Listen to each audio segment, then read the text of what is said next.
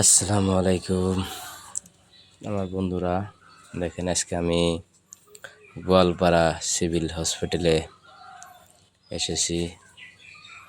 এইমাত্র এসে পাইলাম। পাওয়ার পর আমি এখন টিকিট কাউন্টারে যাব। টিকিট কাউন্টারে যেয়ে আমি টিকিট কাটবো, কিন্তু তার আগে আবা ABSA আবা ক্রোমে যাই ডাউনলোড দিতে হবে। দেওয়ার পর আবা দিয়ে স্ক্যানিং করতে হবে। টিকিটের সিরিয়াল নাম্বার, কত লাইন, কত নাম্বার, তারপর সেই নাম্বার অনুযায়ী টিকিট দিবে। এই যে এখানে দেখেন নাগরিক পঞ্জীকরণ পঞ্জি নাগরিক পঞ্জি। এই যে আবার কার্ড ডাউনলোড করে স্ক্যানিং করতে হয়। স্ক্যানিং করতেছে দেখেন আপনারা। যারা যারা নতুন আসবেন তারা ভিডিওটা দেখেন কীভাবে টিকিট কাটতে হয়। আগে সরাসরি যাই সেরে টিকিট কাউন্টারে যায়, সে টিকিট চালিয়ে দিছে, এখন দিবে না আমার ভাইয়েরা। আবার ইনস্টল করে আবার দিয়ে স্ক্রিনিং করে সিরিয়াল নাম্বার বসাতে হবে যার যার মোবাইলে। বেমারি যে কেন হোক কেন, যার যার মোবাইল, যে কোনো মোবাইল দিয়ে সিরিয়াল নাম্বারটা নিতে হয়। তাই আমি আবার ডাউনলোড দিতেছি। দেওয়ার পর স্ক্রিন করার পর সিরিয়াল নাম্বার আপনি এসে যাবে। যাওয়ার পরে টিকিট কাউন্টারে জমা দিব, টিকিট দিয়ে দেবো। আপনারা যারা যারা নতুন তারা এসে এই কামটা করবেন। এটা সরকারি মেডিকেলের জন্য প্রযোজ্য। এই যে আমি আবার ইনস্টল করলাম, করে দিয়ে আবার স্ক্রিনিং করব। এই যে স্ক্রিনিং করার পর টিকিট দিবে, তারপর ডক্টরকে দেখাইতে হবে। তাছাড়া সম্ভব নয়। আপনারা নতুন হলে ভিডিওটা বেশি বেশি করে শেয়ার করে বেলেগ মানুষের, এই যে স্ক্রিনিং করতেছি আমিও করি, বেলেগও করতেছে। এই দেখেন, এই যে স্ক্রিনিং করার পর আপনি এমনি নম্বর চলে আসবে। বেশি বেশি শেয়ার করে মানুষের সুবিধা করে দিবেন, যাতে এসে এমনি খাড়া না থেকে এই বছরটা স্ক্রিনিং করার পর টিকিট নেওয়ার জন্য জুজা হয়। সারাদিন খাড়া থাকবেন, এটা যদি স্ক্রিনিং না করেন আপনাকে টিকিট দেওয়া দিবে না। সেই জন্যে এই দেখেন এক মোড়ে থেকে বহুত ভিড়, রোগীদের আত্মীয় স্বজন এসে স্ক্রিনিং করে টিকিটের জন্য লাইনে দাঁড়ালেন। এই দেখেন আড়া লাইন, এটাও টিকিট দেওয়া হচ্ছে। 2-3টে কাউন্টার আছে। এই যে আমি আবার স্ক্রিনিং করতেছি। এই যে দেখেন আমি করলাম, করার পর সিরিয়াল এসে গেল। বেলেকের আমারটা দেখে বেলেকেও ইনস্টল করতেছে, করে আমাকে জিজ্ঞাইলো যে এটা কি, কোন টিকিটের জন্য এই কাজ করতে হয়। এই দেখেন আপনারা।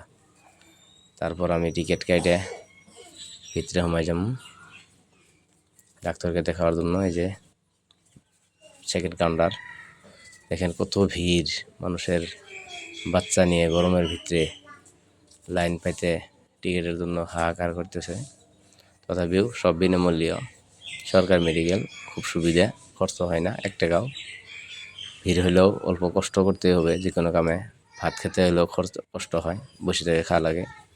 এই যখন আমি ডাক্তারের কাছে সরাসরি যাব, ডাক্তার চেম্বার রুম হলো ফাঁকা। এই যে আপনারা দেখতে থাকেন, আমি ভিডিওটা খুব লাহে আমি জুম করে করছি। এই যে এটা জিরোনির কক্ষ। এখানে যদি অসুস্থ রোগীরা আসে, এখানে বসে থেকে জিরানোর পর তারপরে বাকি কামগুলো করে। এই দেখেন ডিসিপ্লিন মেনটেন করে যার যার মতো যার যার কামে ব্যস্ত। এই যে আমি ডাক্তারের টেবিলে আসবো। এই যে এটা গেল প্রসূতি রুমে, সোজাসুজি প্রসূতি রুমে গেল। এই যে ডাক্তারের যেটাই, এই যে আমি এখন যাব। এই দেখেন এইটা কাউন্টার বাই কাউন্টার নাম আছে, সিরিয়াল নাম্বার আছে, কত নম্বরে কি রোগী দেখে। চাইল্ডের আছে, ডেন্টালের আছে, দাঁতের জন্য, হাড়ার জন্য,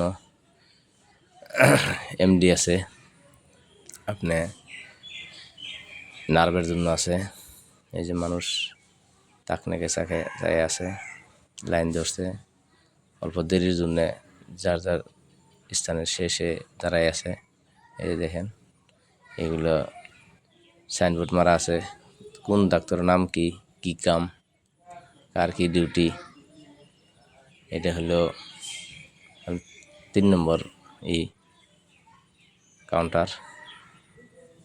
আমি 3 নম্বর কাউন্টারের সামনে যেটা পরিবেশের দেখলাম, গাছ গাড়া আছে মেলা, আবহাওয়ার জন্য গাছের খুব প্রয়োজন। এই যে দেখেন আমি এখন সরাসরি ডাক্তার দেখাইয়ে, আমি এটা সেন্ট্রাল ফার্মাসি আছে আপনার মেডিকেলের ভিতরেই, ওই ফার্মাসি থেকে নিব, বিনামূল্যে ওষুধ নিব।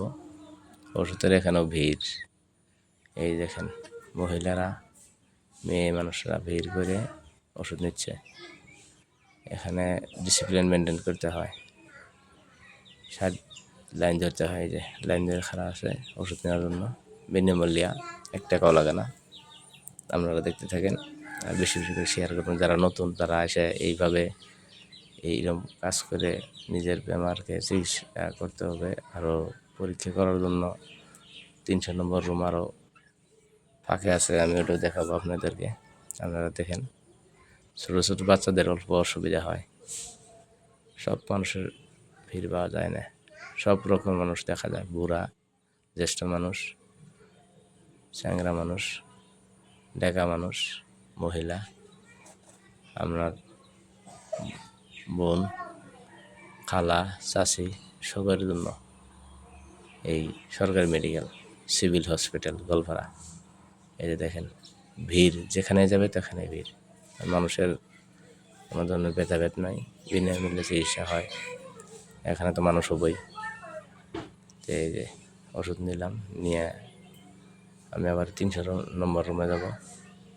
300 রুমে হলো ওই যে গাড়িতে গেল, ওইদিকে সব পরীক্ষা হয় ওইদিকে।